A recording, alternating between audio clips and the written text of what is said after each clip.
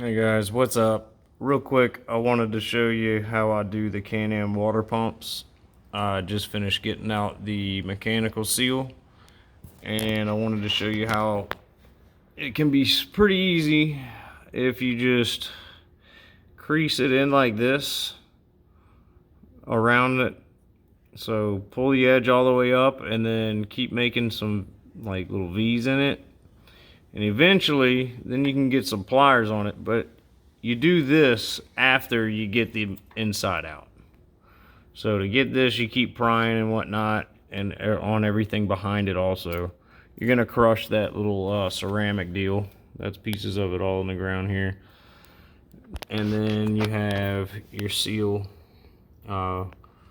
So here's where I pulled it out. Let me turn this off a little better.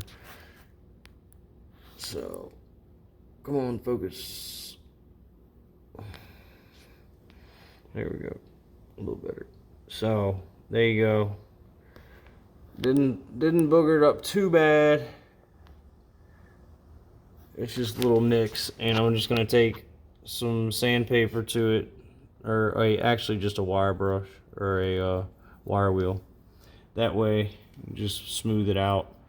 I didn't gouge anything on the inner side. I'm gonna take a screw, and once I take the screw, I'll screw it in here and use a little pry bar or something and pry that seal out, and then put the new one in.